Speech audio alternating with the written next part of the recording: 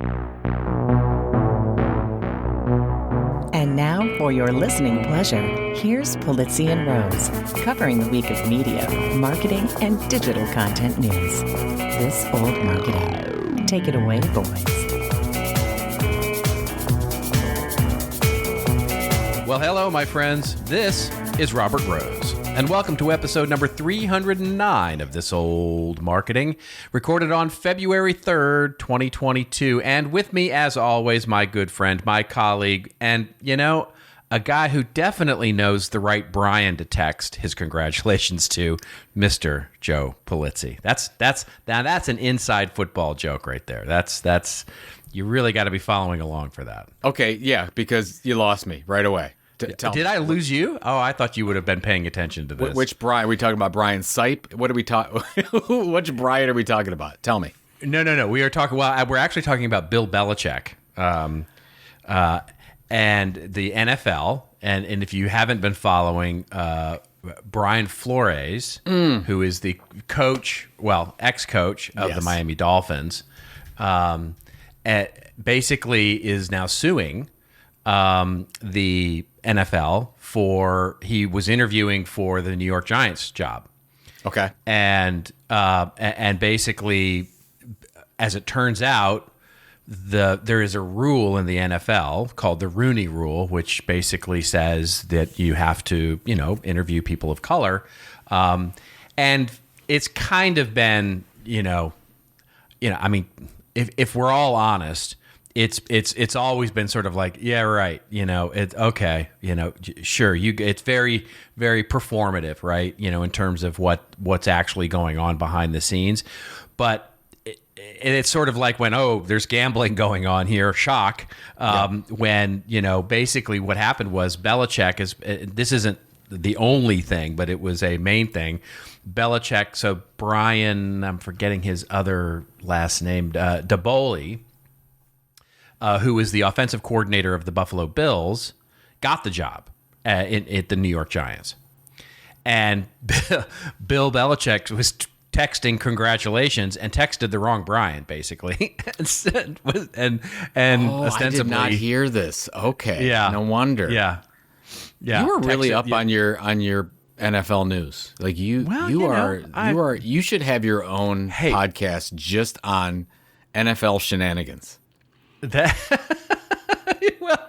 It would be, there's that the sort of the tragic clown with a tear running down his face. That would be me. That would be the name of that, because that's my life in the NFL. It would be like the tragic clown, always talking about the Cowboys until just right when it gets to the playoffs, and then, yeah, sure, I can regale you with the weird shenanigans going on in the NFL that have nothing to do with the team that I like. So no, well, you and I were talking beforehand, and part of this whole thing is there's been a couple instances where teams have been, certain people threw their teams and their owners under the bus for losing on purpose, and the Browns are in this mix, and we don't have to get into the details, but you and I talked about it.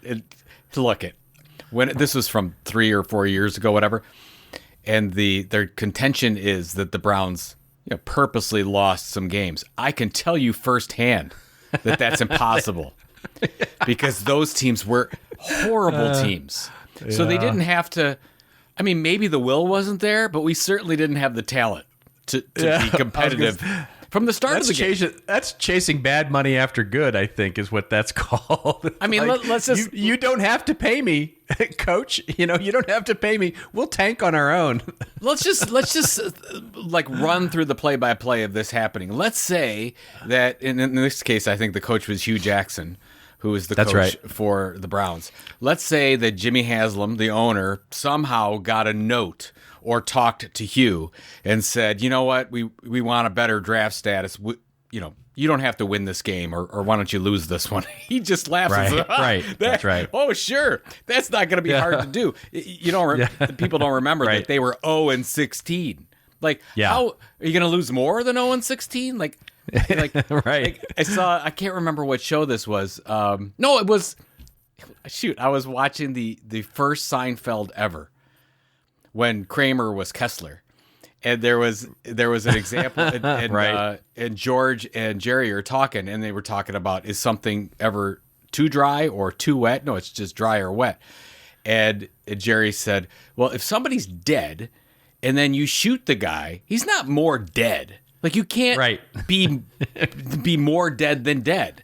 It's the same thing. You can't lose more than that you have, not winning. right. You're losing all of Exactly. them. So That's right. so what do you expect? It's just anyway. I think that's crazy. Now with the other teams, maybe it happened, but I just can't believe it for my beloved Browns. So yeah, well, and Hugh has like no more F's to give, right? I mean, if you haven't seen his Twitter rants, I mean, they've been like, okay, all right, Hugh, go have yourself another beer. I think we're still paying him. I really do. You may be. I think the Browns are still. I think there was a time 2 years ago when the Browns were paying like 4 head coaches at the same time. Oh my gosh. We couldn't keep head coaches. We couldn't keep quarterbacks. That's why, as we've talked about, this season was so important because we actually had a head coach for a second year and we had a quarterback for a third year in a row. This is a big deal in Cleveland. And I don't want that to change right now because they didn't do as well as expected. So I'm hoping we come back into continuity will be good. Yeah, continuity will be good for the Browns for sure, especially with the way that the whole season and things are shaping up now. I mean, I saw some statistic. So the big news, of course, is that Tom Brady is retiring, and sort of every other team that went, okay, we can at least chalk up one more win in our season. Basically, there was some article that's basically said all these teams that are due to play the Bucs next year are chalking it up. Okay, we can actually have a shot at winning at least one more game. So statistically, that's pretty meaningful across the entire 32 teams. Did you see the Morning Brew comment on that when they announced Tom Brady retiring? No, said I did it was not. so fun. I thought it was so funny. It said Tom Brady, who lost to the Philadelphia Eagles in the Super Bowl 2018, yes, that's right. Retires from the NFL. I love that. And the Giants did the same thing, by the way, in the New York press, right?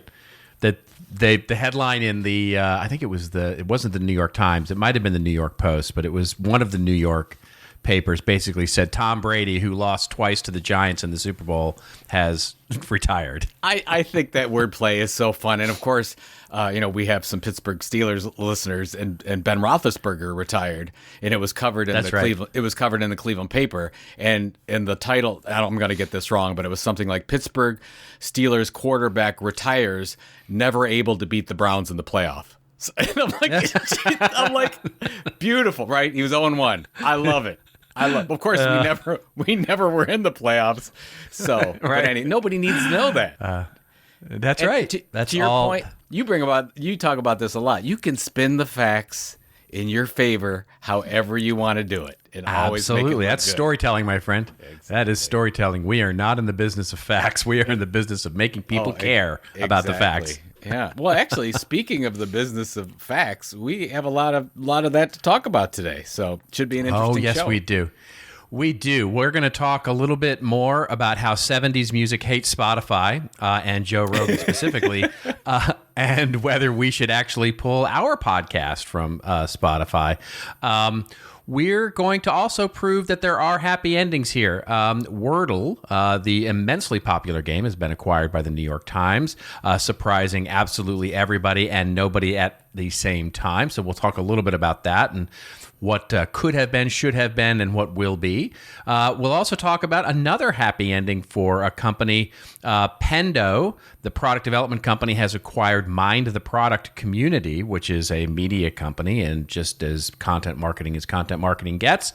And we'll talk a little bit about rants and raves, where I'm going to rant yet again on zero-party data and the ridiculous stupidity that is. And Joe is going to comment on a poll he ran on NFTs and rant a little bit about our friend across the pond, Mark Ritson, who has a take on NFTs. So, chock-a-block, This abundant, this a sounds cornucopia, like a very, if you will. This sounds like a very interesting show. I'm It does very indeed. curious how it's going to turn out. I can assure you that it all turns out well in the end. It will be audio. I can assure you it will be a podcast by the end of it. That's what we know for sure. Everything else. Right. There's that great line written by Tom Stoppard in Shakespeare in Love when he says it's not the end yet. And he's like, how do you know? He said, because it's not good. He said, it's always a happy ending. So we're not at the end yet. We're definitely not there. That's pretty good. Yeah, exactly. Yeah. All right, let's do it. Let's do it. All right. Well, let's talk a little bit about Spotify here. So we'll link a couple of articles in the show notes here because there's just a lot to cover. But Crosby, Stills, and Nash, and Joni Mitchell, Nils Lofgren, India Ari, and now one of our favorite podcasters, Professor Galloway, all of them saying, hey, we're out of here with what's going on with Joe Rogan and the controversy that we covered last week about some of the guests he's had on his show and misinformation and what's going on that show. In addition, Mr. Rogan himself has posted up on Instagram, I believe it was, his reaction to it, where he was pretty contrite, I have to say, interestingly enough, and I think rather surprisingly. We'll say it was a 10-minute video published to Instagram, and he kind of wound and weaved his way through that he's not spreading in misinformation. He kind of took I don't know what you thought about it, Joe, but he kind of took oh shucks, I'm just some little guy that all of a sudden found himself with a big show, and I'm gosh, what are you going to do, right? Which is struck me as both interesting as well as sort of like a little disingenuous, but anyway, I'll stop there. What do you think about where we stand now with Spotify, Joe Rogan, and the litany of 1970s music stars? Yeah, exactly. Isn't that funny? That are leaving the platform. Well, good for Neil Young. He's got a lot of friends. I mean, because they all came out in respect of him, and they actually said in all these releases that they were following his lead. So that's great. And I'm surprised, and I know we've talked a little bit about it, I'm surprised more people joined Neil Young's battle, if you will. And it actually is getting some momentum. And then, you can look at, it's been in a lot of media articles that Spotify's stock took a hit when the market was up. Spotify goes down and whatnot. I don't think that had much to do with anything, to be honest with you. I think that's the market in general has been taking a huge hit over the last couple of weeks, and I think that's more to do with that than it is. Well, I'm looking this up right now too. I mean, so Spotify came out with results. This is breaking news. It just came out an hour ago, and the stock is down 15%. Now here, you could talk about people leaving the platform and whatnot and boycotts, but the performance of Spotify, the company, is what most stockholders care about. And they basically projected a user forecast not as wonderful as it's been, so slower growth. And by the way, I mean, we're not talking about Facebook today, but Facebook, I think, had their biggest percentage loss on a day ever today. Did you? And I guess I'm looking at this, which is just, I don't want to get into a Facebook conversation, but they're down 79 points as of right now, 25% down. For their user bases down. So a lot of companies are challenged with those. But back to Spotify. I'm torn. I wanted to get your take on this, especially I was surprised with the Prof G move. I don't like the whole cancel culture thing when you don't like something and I think I like what Neil did, made the stand. Okay, everyone's jumping on the bandwagon now. I mean, you can throw it out there to our audience and see what they think that we should do. But Joe Rogan, for all of his faults, and I looked at the stuff. You're right. He's like, hey, I'm just an interviewer. I bring the expertise, and there was talk where he would bring an expert on that maybe had one take, and then he would bring another viewpoint on secondarily. I mean, could you imagine all the podcasts that would have to do that when you have, we're talking about this. You said something controversial, so I have to bring another expert on. Fox News is out. There's a left-wing shows that just focus on certain things. How far are we going to go, Robert? That's my take. Like, how far do you go until you say, look, every platform is biased. Every platform has their own biases. And is Spotify at fault for Rogan? And the last thing I'll say, and I want to get your take on it, is I keep thinking about, and I talked to you last episode about this, I keep thinking about Howard Stern and Sirius. And a lot of people, Howard Stern. And even when he was on radio, it's like, oh, well, he's vulgar and this and whatever and the sex and all that. But Howard Stern was never accused of misinformation. It was always vulgarity and taking it over too far, at least to my knowledge. This is where it's a little bit different, where people are saying that he's actually spreading lies. Right. I guess how the thought police, how much are we going to go forward and say, this one needs to be monitored. This one needs that parental advisory sticker on it. This one doesn't. Like, who's going to make that subjective decision? You want somebody like Zuckerberg to do that? Like, who do you want? Yeah, right. So, right. I don't know. What do you think about this whole thing? Well, here's what I think is first of all, on Howard Stern, I think the only thing he really sort of got put under the sort of thumb of was there was something that happened when he was on New York radio that had to do with someone committing suicide, and I thought that was the only time he's ever sort of run the risk of being canceled. I don't know. I mean, there were a lot. I mean, yes, that was major, but a lot of other things, because when he was going, I mean, if you ever watch the movie Private Parts, which is a very interesting movie, he did a lot of things that took it over, as far as you possibly could, and then they pulled him from the air live one time. The people at NBC did that. So, anyways, go ahead. I'm sorry, I didn't mean to interrupt you. No, it's all right. It's all good. I think here's the thing. I've been reading a lot and looking at a lot and listening a lot, and I think there are a lot of things that can be simultaneously true that make this more complex than not.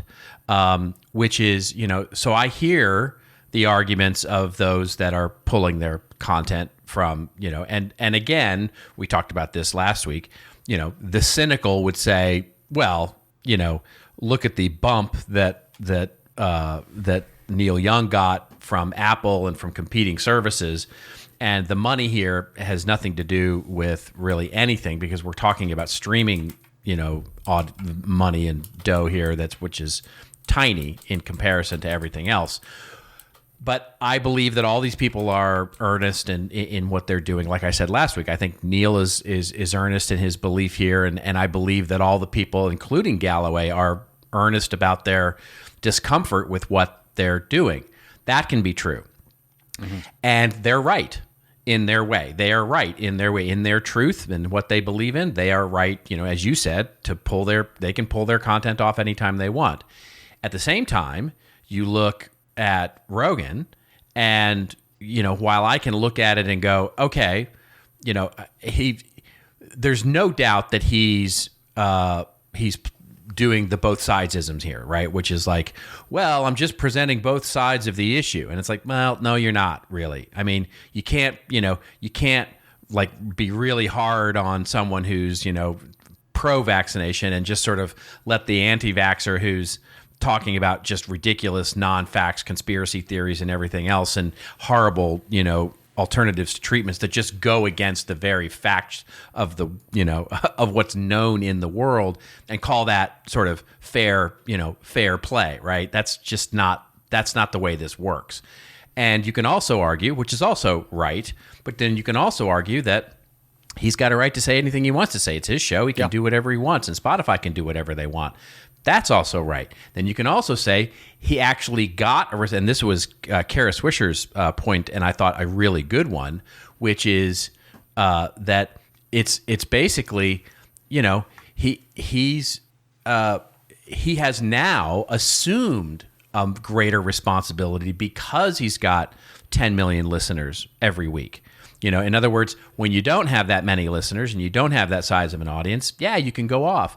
Galloway actually talked about this. He's like, yeah, when I had 25 followers, I could say stuff like Tesla's going to Tesla's going to double in value, and it's because it's the biggest car company in the world and all that kind of stuff. And then it's like, no, when I actually get a big audience, I've got fact checkers who come to me and say, Galloway, you can't say that anymore. Yep. You can't just spout that stuff off. You have a responsibility now that your audience is of size. And so she actually took, and I think this is the really interesting thing, she was actually much more critical of Spotify in this situation than of Joe Rogan. Because believe him or not, and he basically said, look, I'm a guy trying to figure stuff out. Okay, let's take him at his word there that he is just a guy trying to figure stuff out. Spotify is the one who's not putting any editing on this. And they're claiming that, oh, we're a platform like everybody. No, you're not. You're a media company. And a media company has a certain responsibility, just like any media company does, to edit. And there's a difference between editing and censorship, right? And that's the real difference here, is that they have a responsibility here. So all those things can be true, and I think it makes it a very complex thing and a very personal thing. And, I think if we're honest, you and me, we look at it and go, I actually did some self-reflection on it, going, oh, well, I wonder if we should pull our podcast off of Spotify. And then I said to myself, as I was taking my long walk and thinking and listening and doing all that stuff, and I said, well, I'm not that passionate about this particular issue. I'm just not. And two, I look at it and go, okay, I can see all those things being true.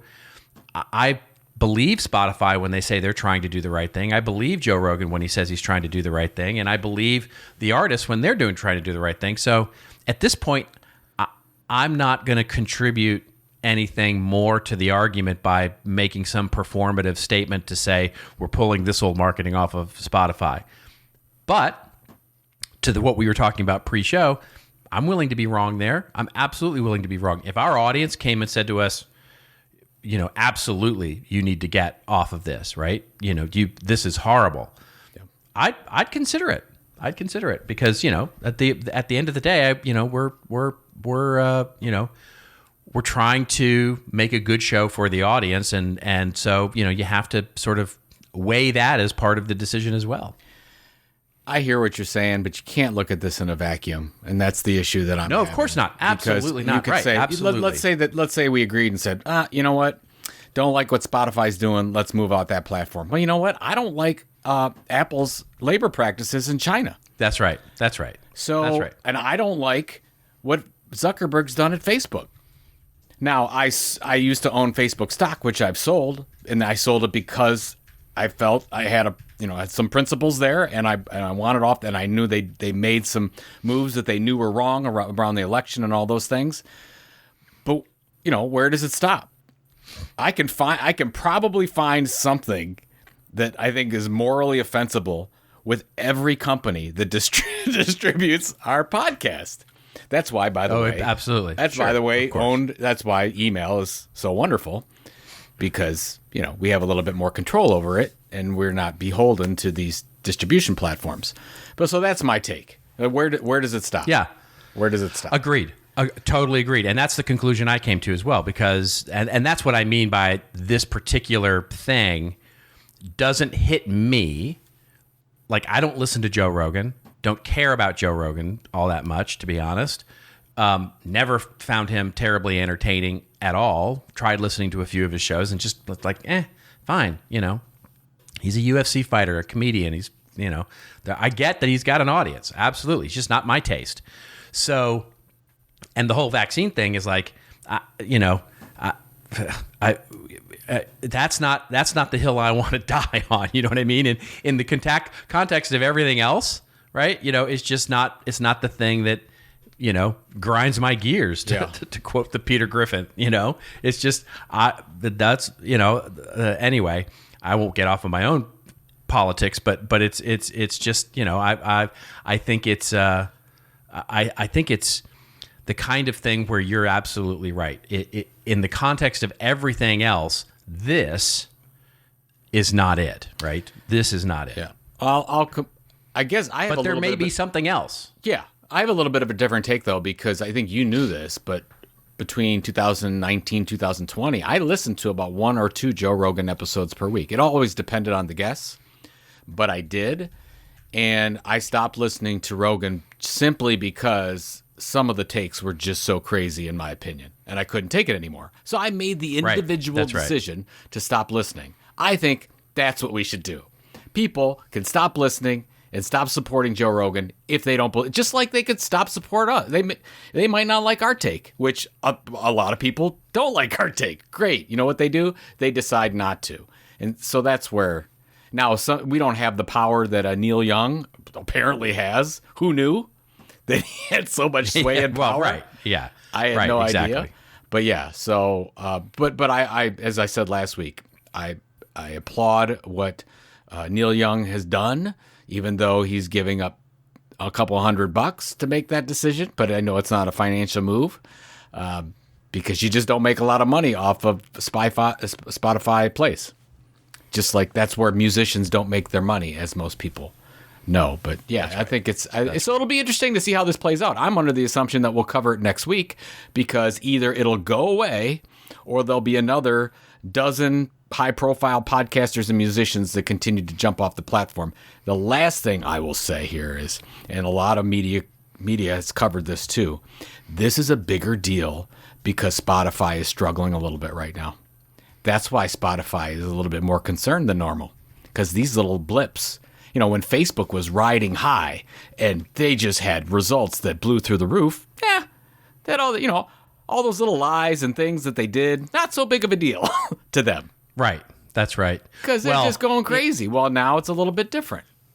So Galloway had a great take on this as well. I mean, if you want to go into the interesting, it's not really conspiracy theory territory, but it's close, which is he thought that he expected Rogan to double down and do this, basically push the edges to the point where Spotify is forced to cut him from the team, which he believes that the way that the contract is structured with Rogan basically just accelerates his payments. And so basically he gets cut, gets his guaranteed money, and goes off to some other network and makes a deal twice the size, right, of $100 million. Yeah. And I'm like, I'm not sure I buy that, but it's an interesting take for sure. But I think we are all surprised at, even though it depends on the day that you get Rogan, but I was surprised that he softened. He doesn't come across that way. But if you do listen, I know you're not a listener, but if you do listen to it, he has a sensitive side. I mean, he's not all UFC. He's not all horse pills or whatever else he's on. I mean, it's all. Oh, I know. He's a genuine human being in a lot of cases. And by the way, very good interviewer. He doesn't get credit. Yeah, he's a great interviewer. Yeah. No, he's a great interviewer. So. He's a fantastic interviewer and extraordinarily successful. Clearly, right? I mean, that's kind of the thing. It's like, I mean, a lot of this is he has learning to do, right? I mean, he's got his own learning to do about what works, what doesn't work, and quite frankly, what the responsibilities are when you reach that level. When you reach the level that he's gotten, I'm sure it's incredibly difficult to balance that kind of stuff. Oh, because, I mean, you and I, we have our own small audiences, and we deal with stuff like this. I can't imagine the pressure that's on from having 10 million plus listeners an episode or whatever he's got. It's pretty amazing. So, yeah. Yeah, because we wouldn't want that. We wouldn't want that kind of listenership. Too much responsibility. No. We like to keep our podcast. No, we should mention. We should mention our email from our wonderful fan that sent us a note, because she said she loved our podcast, but she said, "Would you please stop berating yourself on having this small little podcast with 3 listeners?" And what did you say? It's hard. It's hard. I think you joked back and said, "Yeah, well, okay, now we have 4 listeners," or something like that. Yeah. I don't know what you said. No, I just basically said, "Well, you're the only one of the 5 that feel that way." But exactly. So, yeah. Anyway. Thank you all. Yes, we appreciate every single one of you. Thank you for putting up with our nonsense. All right, let's move on to another story. Much more happy stories to cover here. The first one, of course, coming to us courtesy of the Business Insider, and probably news to no one here, which is that Wordle. Are you a Wordle player? Did we discuss this? Whether you're a Wordle player or not? I am not a Wordle. My oldest is a Wordle player, but I am not. Gotcha. Yeah. I have created a monster. My wife, one day she says, "What's this thing that people are posting on Facebook? I don't get it." And I'm like, "It's a game. It's Wordle. You should try it." And my wife is a fanatic for games, and she's like, "Really? All right." She tried it once. I mean, it was like it was heroin. I mean, it was literally overnight. She was into it, And so she can't stop. The New York Times has acquired the wonderful little game called Wordle, which has grown, by the way. It was started, and what we'll link to in the show notes is the sort of inside story of how it grew. Josh Wardle, so that's the creator's name, and obviously he named the game after his last name, created the game for himself and a partner during the summer of 2021. By the end of the summer, about 90 of their close friends and family were using the game. He released it publicly in October. By November, it had 300,000 users. By the end of the year, it had about 1 million users. And by this recording today, a little more than 2 million users per day using the actual game. And of course, the New York Times steps in, and for what is estimated to be low seven figures, so a few $1,000,000 basically, have purchased the game from Josh, who now has made millions of bucks and rides off into the sunset, and the New York Times is going to monetize this thing. I have a take on this from a content marketing perspective, but I'd love to get your take just generally on, from the publishing perspective and the monetization perspective. What do you think about all this? Well, first of all, congratulations. It's huge. I'm so psyched for both of them. Exactly. I thought it was a great move. You and I both thought it was brilliant. And it's funny when you read the commentary from the creator, he just said he wanted it to live on and didn't want to deal with the day-to-day of it anymore. And found a really good home because you know what? The New York Times has obviously a whole games division, and they take good care of these things. So I'm sure they'll figure it out how to keep it free and how to monetize it and those types of things. But it's funny. I think it was a Time magazine article interview with the guy, and he was talking about the pressure to monetize. And I just thought of not only content marketers trying to, show kind of revenue from the content, but content creators that try to drive revenue so fast. And here is a really good example of someone that says, look, I just want to make a really good game. I want to keep it going well. I want to, and once it started, I just want people to love it and keep using it and share it, and didn't monetize early and gets a payoff because of it. Can you imagine if after, he got 2,000 users or something, put a paywall on it? Could you imagine? Right. And by the way, never spread. Yeah, a lot of creators do that. They're like, oh, I got 2,000 email subscribers. Let's go with a paid sub model. I'm like, what? Yep. Like, you're too early. You haven't gotten to what we call a minimum viable audience yet. So this is a really good case of, and by the way, Wordle hasn't even gotten there yet, because who knows how big this thing would get. And it's still rising. It's a meteoric rise as we go. So that was the learning for me.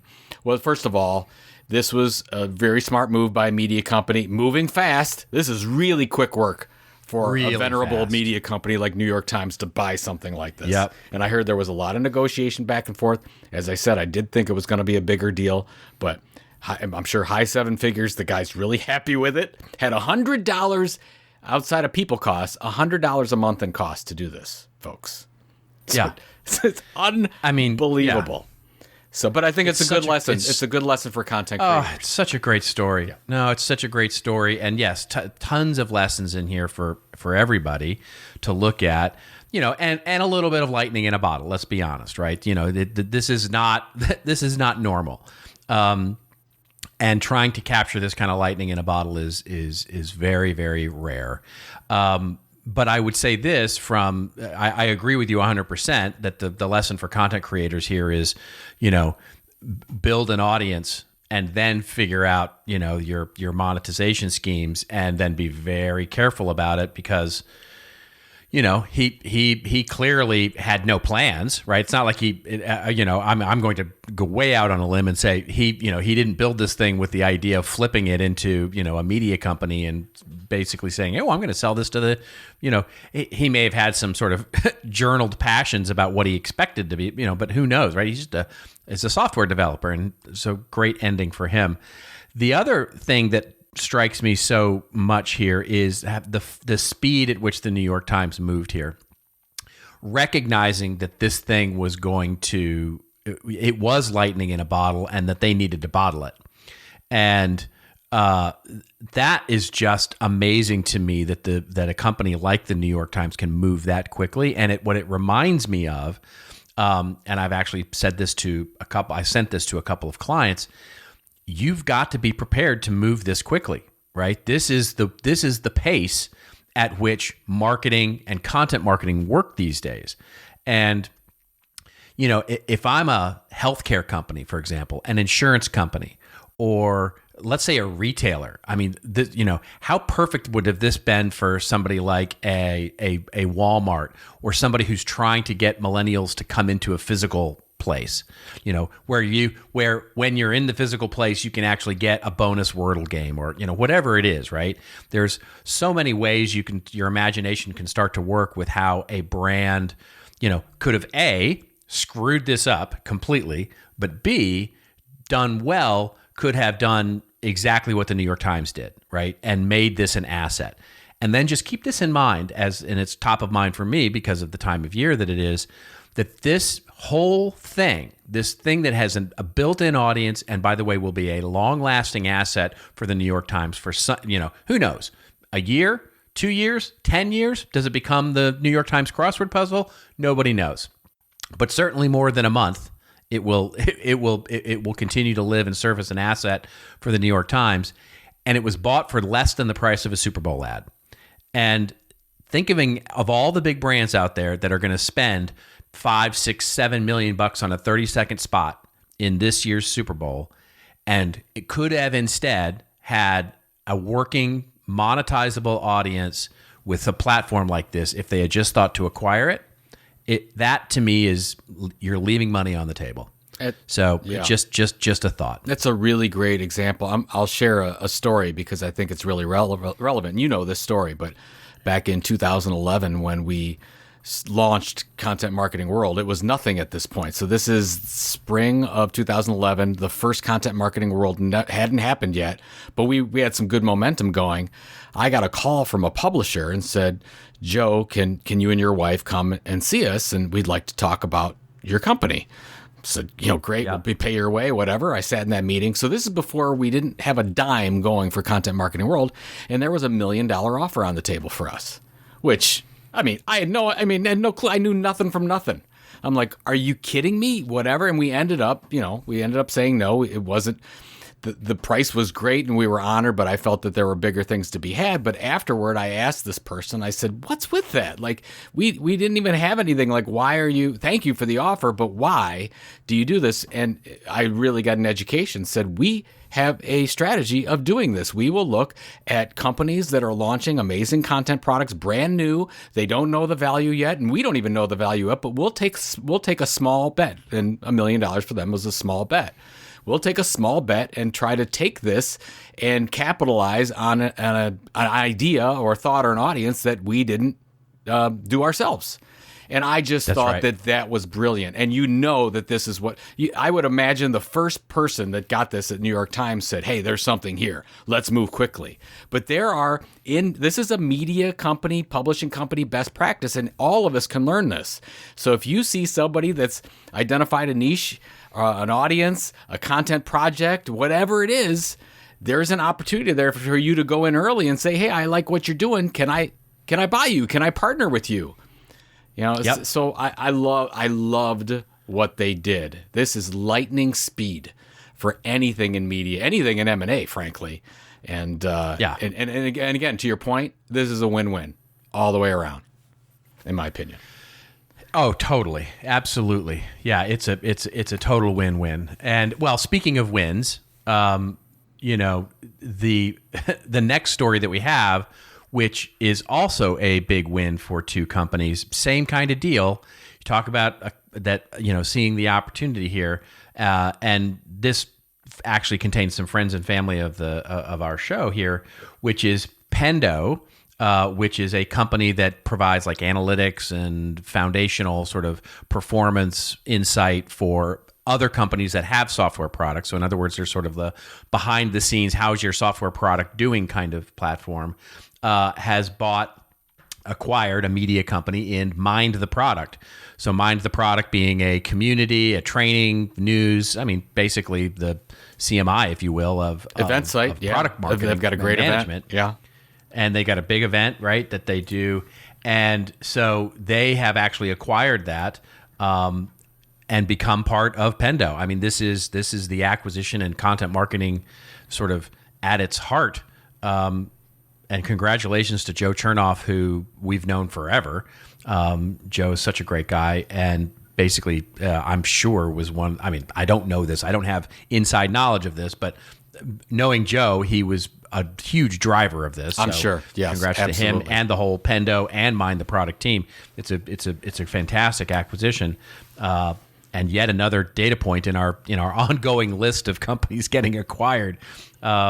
So, did you have anything to add to that? Well, yeah, I mean, what's your take on this? I think there's a bigger issue, and we talked about when HubSpot did their thing with the hustle, and ever since then we've been talking about this is going to take off, and it continues to prove out that this is happening. I think events are an interesting space, and I've said this before, but I think events and print magazines are going to be the targets for brands in 2022, 2023, because you actually see that there's a lot of, the event industry is a tough one right now. I can tell you that firsthand. And there are opportunities for acquisitions there. We know the struggles and the challenges in the print market, but there's a lot of assets there. There's really good brand value. There's amazing teams. You've talked about this many times. A lot of times these deals are done to inherit the staff and to inherit the expertise that you get from a content perspective. So I just think that, again, we're going to see so many more of these deals happen, and congratulations to Pendo and Mind the Product. But I think they're still not being taken advantage of as much as they should. And this could be small companies too. I think what a lot of small company business owners, marketers discount it and say, oh, we can't afford these types of deals. You'd be surprised, is my response. You'd be surprised. Sometimes these deals are valued way different. Sometimes you have an owner that just wants out and wants to see good things happen for the product and for the audience. So you can't get the sale unless you ask, right? And you have to do your homework before you ask for the sale. So I would just keep your list, is what I would recommend to everyone. Do what Pendo did. I'm sure they had a list of companies that they were looking at, and they decided to go with this one, and they probably still continue to grow that list. I can tell you that big billion-dollar companies like HubSpot and Salesforce, they're doing the exact same thing. And so what innovative companies do, I would pay attention to, and this is what's going to happen the next 2 years. Here's just one quick thing, because I know we want to get to rants and raves here because we have fun stuff to talk about there, but I'm just going to add this one thing because I think it's important to the point you just made, which is that list. I literally had this conversation this week with a client. So this client is a B2B technology company, software company of size, not an SAP or a Microsoft kind of big, but a big-ish company. And the interesting thing was they were talking about they have a working, let's call it a working content marketing platform, a blog.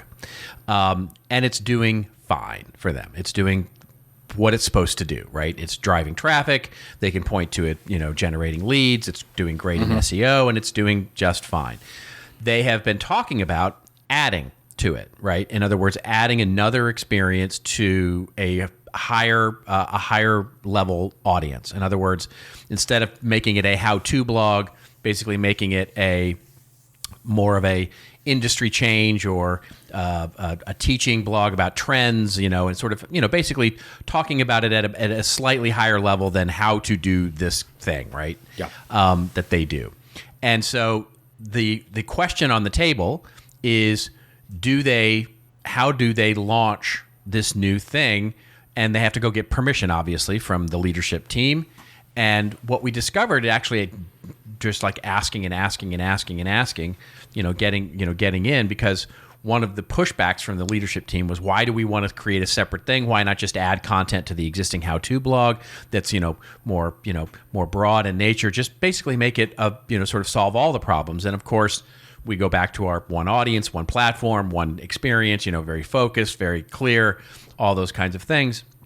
And they're just not getting it. But what we discovered in really getting to it was, what they weren't getting was, what's the use of content marketing in that platform? All platforms, full stop, right? They just weren't getting that. So adding something to them was confusing them. It's like, I don't even get the first thing. Why are you talking about adding a second thing? And what we got to the point is that they were actually really open to monetizing in multiple ways, whether it be like, Cleveland Clinic is doing through advertising and sponsorships or subscriptions, or, they were actually really open to that kind of thing. They just didn't get it. And I said, who is in your space right now? What media company is in your space that's actually doing this successfully? And they were like, oh, well, there's this person, and I'm sure there's others. And I'm like, you need to make a list. Yep. Because if you can make that list, you may not go acquire them, but what you're doing is you're proving the case that attracting and building that audience is actually worth something, because somebody's built a company around it. And if somebody can build a company around it, you can certainly build a marketing strategy around it. So that list becomes not only a potential acquisition list, but it's, who do you want to be and compete with for the attention of your consumer? That's what we need to understand. And it's truly valuable to do that.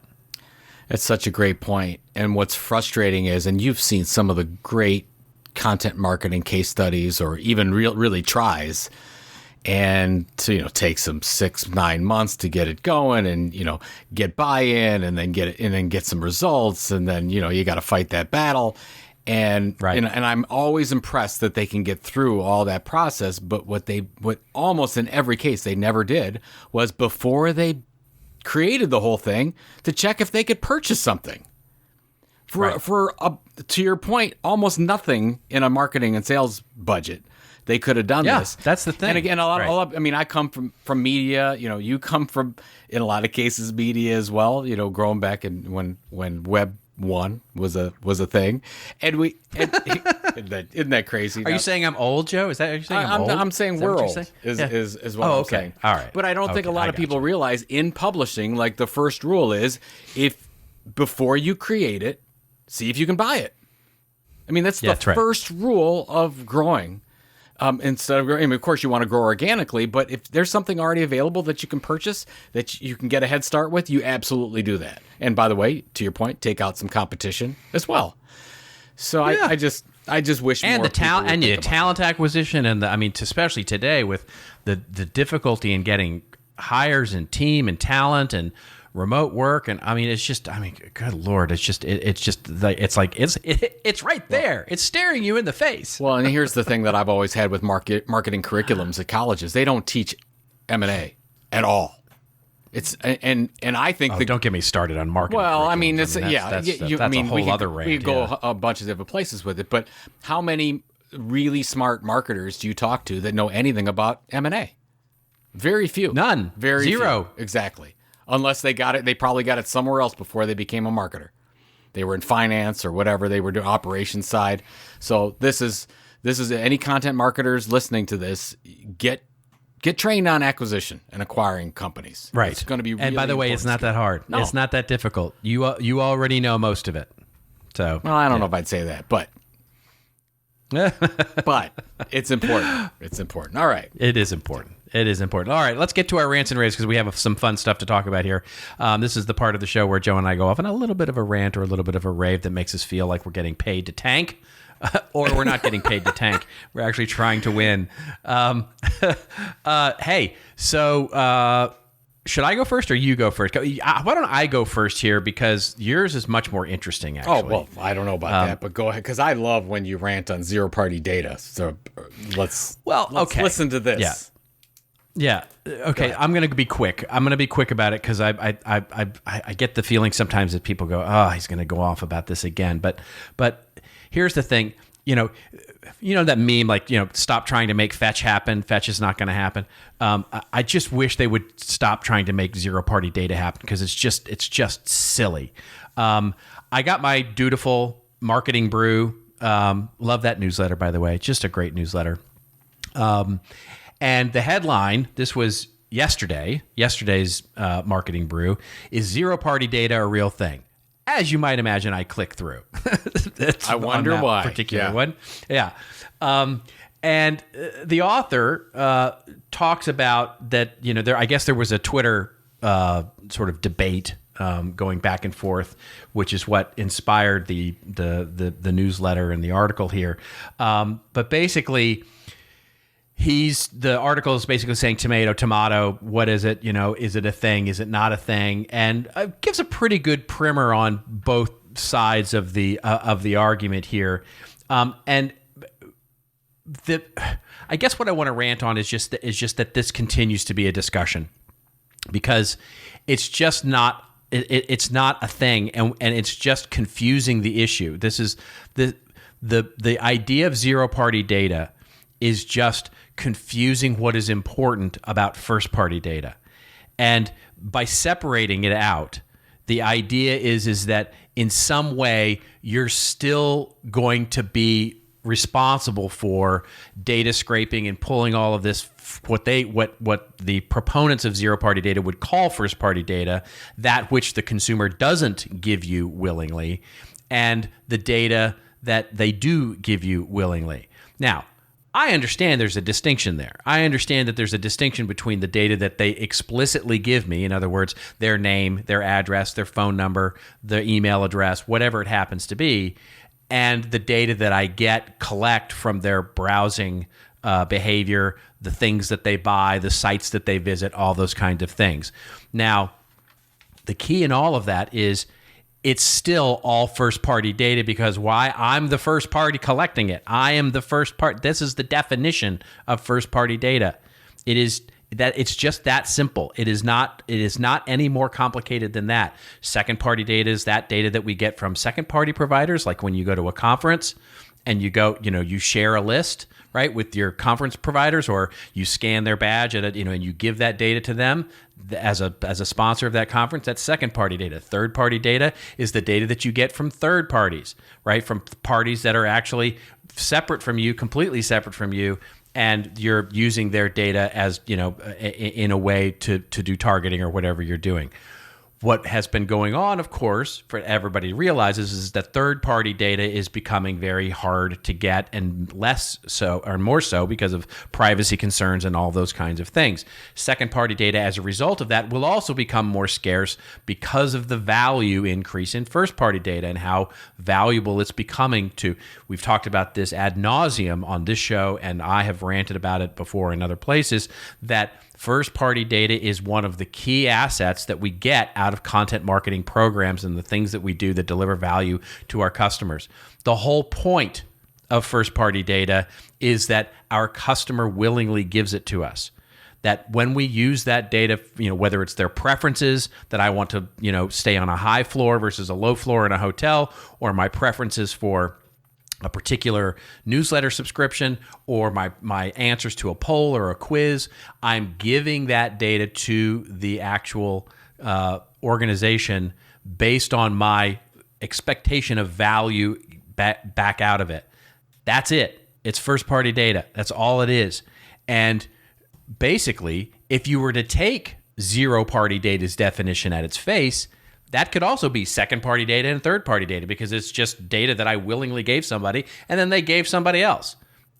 So the confusion here is what bugs me and annoys me, because I have clients, marketing people, who are asking me like, well, should we have a first-party data strategy and a zero-party data strategy? No. Gah.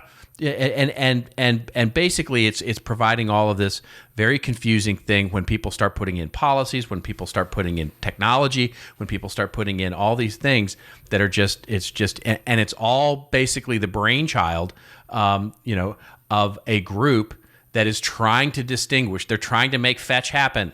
They're trying to make this thing happen in a way that inbound marketing happened, in the way that account-based marketing happened, in the way that content marketing happened, in a way that says, no, it's different. It's absolutely and it's not. It's just not different. And I wouldn't care normally that it's different, but in this case, it's actually confusing. It's confusing to the marketplace. And so that's the part that bugs me. So, yeah, that's my rant. Who started the whole zero-party? Forrester. Forrester? Forrester. And how back in 2018. And how much do you hate? It was actually, look, well, yeah, No comment. Don't answer that question. Well, no. Here's what I'm going to say. Is that, to be clear, there's some, there's a company called Cheetah Digital, which is an agency, I believe for the most part. They and Forrester sort of came up with it together. And it came out in a Forrester thing, and Forrester has been sort of driving it since. And then a few startups that are, and some of them, by the way, I've had conversations with their CEO over the last couple, because as I've been ranting about it, those CEOs have been reaching out to me going, hey, we kind of get it, but what do you think about this? And I'm like, it's great. I want the idea of zero party data is absolutely phenomenal. It's just not a different name. It's just first party data. So yeah. So Forrester is who I blame, basically. Well, I still felt like you held back a little bit on that rant, but maybe you could try harder next time. I'm just kidding. I thought you did. Tell us how you really feel, Rose. Yeah. All right. So here's a little bit of fun here. Talk about NFTs. So I did a poll. This started actually a poll yesterday, and the poll. I did this on LinkedIn. By the way, LinkedIn is a great place to do polls. I don't know why, but anyways, I asked. Well, that's what they say. That's what they say. That's what they basically say. If you want an engagement, run a poll. That's it. That's why you're seeing like, what's your favorite color, blue or pink? It's like, yeah, exactly. That's what mine was. You're way actually more using it for what it's supposed to be. I was talking about NFTs. Yes. Yeah. Okay, so I asked, what's your current NFT status? Yes, I own at least one. No, but considering. No, and I will never buy one. And what's an NFT? Those are the 4 choices. Do you want to take a guess at which one won out of those? I have no. I mean, I want to know the answer badly, but I have zero idea how this is going to fly. Okay. 453 votes in just a day, which I thought was pretty good. That's great. Amazing, right? Okay, so yes, I own at least one, 14%. No, but considering, 31%. No, and I will never buy one, 41%. What's an NFT, 15%. So if you look at this and you say, let's put the no, I will never buy one, and what's an NFT, and the what the heck is this? This is stupid. 56% of the majority are in the one camp, and they're solidifying their stances in that camp. And I'll tell you, they're very loud because they basically will say this is the stupidest thing ever and whatever. And then I took a screenshot of this and put it out on Twitter, and I just put it out as more of a reminder to myself. And I said, just a reminder how early we are. Just a reminder how early we are in this, because you have a lot of people that are like, this is stupid, whatever. They've heard NFTs and people, and they're like, this is crazy. So anyways, I'm going to keep that in your mind. And then I want to go to our friend Mark Ritson's article. And this is in Marketing Week. Is he a friend? No. Would he say that we're a friend? No. I think he wouldn't even know. He wouldn't know me from Adam. He doesn't even know who the hell we are. He doesn't even know me. I think we've traded LinkedIn things, but whatever, it doesn't matter. So this is in Marketing Week, January 26th of this year. The title is NFTs are just marketing's latest idiot magnet. And I really don't have to go that much into the article because that's pretty much what the article is about, on how this is the latest fad. You've got to be an idiot for trying it. And I'll read something. So here, I'll read this one so people can get a feel for what Mark's talking about. Says, It's a sad state of affairs when older and more experienced marketers are too confused or too afraid of their idiot marketing boss to be able to call out the pointlessness of NFTs and all the other hoo-ha that obscures the mission of marketing. Project much, Mark? Anyway, sorry. So, I didn't mean to interrupt there, but yeah. And of course, they did the standard throw Gary Vee under the bus as well, which seems to be in every article about bashing NFTs. This is what bothers me, and not just Mark's article. You can take it for what it's worth, and I don't mind having I posted it in our Discord at the Tilt just so people could see. This is what the general feeling is about NFTs. But this is what, and you'll see this as familiar as well. But I remember when people came out the same time. If you think about the technology evolution here, said. It's stupid to have a website. What a waste of resources. Remember that? 97, 98, 99? You were there. You were creating them. Oh, yeah. And you had people that say, this is the stupidest thing ever. Why even waste your resources? Yep. I remember it again in 2006, 2007. They said, Twitter, Facebook, LinkedIn, stupid. Waste of time. Wouldn't even look at it. Well, here we are with NFTs. And I can tell right away when somebody hasn't even experimented with it. And this is all, and I don't fault people for thinking anything. You could think, we talked about this with Joe Rogan. You can think whatever you want. I don't care. It's a free world. But if you are going to go out on a ledge, I don't know if Mark does, but go out and say, this is how I feel, and you're all idiots for thinking this, you have to at least be curious enough to try it. To get a MetaMask account, this is what I recommend everyone do. Get a MetaMask account, go put a little bit of ETH in it, get involved in a community, not a lot of time commitment, but get involved in the community, buy a inexpensive NFT, and just go through the process. Why they created it, what is the marketing aspect of it, is there a point to it, is there a mission, what about the community? You learn a lot of things, actually, by doing these kinds of things. And to a T over the last 2-3 days, when I've been seeing all this feedback and including Mark's, everyone that comes out and says, this is the stupidest thing ever, they haven't done those things. They haven't been curious enough to get past the point where they were with a website in the late 90s and social media in the mid 2000s. And here we are with Web3, and I don't know where it's going. I'm honest about that. I think there's a business model here. It feels like there's something that's in play for content creators and marketers, but I'm not 100%. But I'm going to go along and try to learn it because you and I are curious. I think it's important as a marketer to be curious. And I think that's when we get stuck in these old tried and true ways, just like when I was in media in the early 2000s, and they said, we don't have, just go double down on print. Let's put everything into print. Let's just double down. Let's not experiment in certain areas because this is just a fad. Well, yeah, a lot of those print publishers are now out of business, or they're looking for work or whatever. Yeah. So that's what I would say. So I wasn't surprised by Mark's article. It was sort of Mark Ritson flair. That's sort of what he does, and he's really good at it, by the way. Mark being Mark, yeah. Really good at it. Yeah. Very clever. Very clever. But I have a distinct feeling he has not been curious enough to at least try so that he could come at it from a different point of view. So, well, if you take him at his word, he did, right? I mean, he actually built a NFT about, I haven't investigated this yet, but apparently at the end, he actually built an NFT of this article. So, no. What I'm saying is, yes, he, of course, but that's not what I'm talking about. I'm talking about getting involved in a community that actually has a mission. Yeah, of course. Absolutely. Well, he could. Yes, he sort of faked his way. So there. here's right. I have a slightly different take, but one that doesn't disagree. It's a yes and for sure for what you just disagree. No, I'm not disagreeing at all because look, you and I have had plenty of not discussions, I would like to call them, right, rather than we've had true discussions around differing opinions around the idea of NFTs, and especially early on.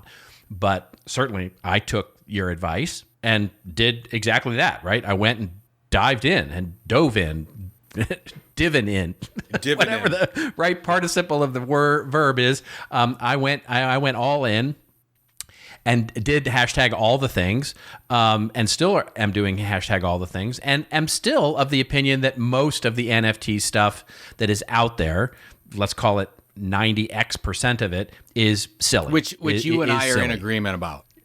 Right. Which we know. So, there are a lot of silliness. However, that does not, both, again, this goes all the way back to our discussion about the Joe Rogan thing. We can hold two, opposing thoughts in our head at the same time, right? That there can be silly things out there as well as useful things out there. And it goes back to the discussion we had, I think it was a couple of weeks ago, when, there was all the blogs around this as well from some of this, from other discussions, which we said basically this should, the idea here should be a discussion, not a debate, right? We should not be throwing everything out, which is what Mark is doing here. The thing that I really object to in this article, and again, he's a great writer. He's a very clever writer here. But the thing that I really object to is the sentence that comes before the one you read, which he said, basically, they operate as perfect idiot magnets, like the love for a Gary Vee talk or a fascination with Bitcoin. NFTs are the latest handy-dandy distraction that can help you work out which marketers know what they're doing and which are trendy, underqualified tech heads who are not worth a chair. I say do that at your own risk. Boy, if you don't listen to some of the things that are coming out of the new quote-unquote tech heads that are out there experimenting with this stuff, you do so at your own risk of getting left behind. Because whether or not you're right, whether or not this is a huge thing, whether this is a minimal thing, whether this is a middle of the road thing, what is true is that some of the people that are really working hard on this stuff are brilliant people and will be the next generation of marketers, communicators, and technologists that are going to take whatever it is into the next into the next era. And so, yeah. But my point, there is no reason to throw everybody under the bus here with the tenor of this discussion, right? Yeah. So in other words, I don't care that he doesn't believe. I care about the tenor in which he basically is saying that everybody who's working on this is silly, because that's just if I'm his psychologist, I'm saying, again, project much. I mean, are really, did you have a bad night, Mark, and looking in the mirror and really things didn't go your way, and those bags under your eyes from the scotch you've been drinking are just a little too big, whatever those things are, check yourself before you wreck yourself. Oh, because, that's so, something's going to happen here, and there's lots of room for discussion. But throwing everybody under the bus is not the way to get there. Well, I think we have to stop with the, there's 4chan and Facebook, so the internet is bad. Like, to your point, using one or two things and say, this is why NFTs, this is why social tokens, this is why DAOs, whatever the case is, this is why it's bad because of that. And we see it in everything, right? Not just marketing. But I think we just need to identify it and say, yes, there are bad players in everything. Please look beyond the surface. I'm going to there's a book recommendation I'm going to make for everybody on the show. And this is this is my homework assignment to you all. There is a book by another marketing professor, one who I believe is brilliant. His name is Roger Martin, Canadian professor of marketing. He wrote a book called The Opposable Mind. Basically how successful leaders win through what he calls integrative thinking, which is basically at its very fundamental level is how do we hold two opposing thoughts in our head at the same time and work it out. And it's a great book, and it's one that, from the Joe Rogan thing to this thing to everything we've talked about on this show would be help for everybody. Say it again so and I'll put it in the show notes. The Opposable Mind. What is it?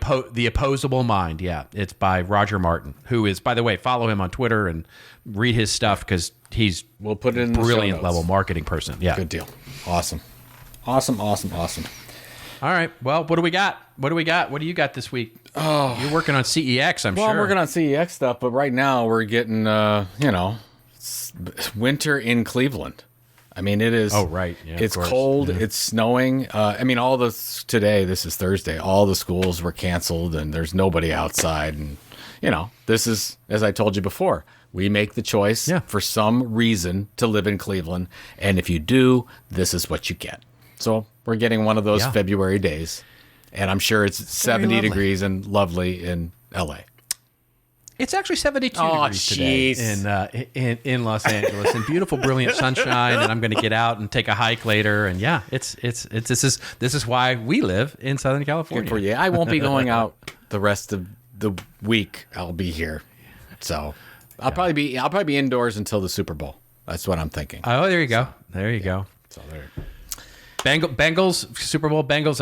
Now, I mean, we'll talk about this, of course, next week. But Bengals, Rams. You got a prediction? Well, the Bengals have shown they can win in any game, but I think the better team is the Rams. I expect the Rams to win, but if I have a lot of friends that are Cincinnati fans, and even though they're in the same division, I don't dislike Cincinnati like I dislike other teams. So, and I like Joe Burrow. I'm a Joe Burrow fan. I like what he's done. Joe Burrow's awesome. Yeah. I won't care. Yeah. But I just want to see another good game. Hey, if it's the NFL this year, you'll see an overtime, last second. They've had a great run of amazing games.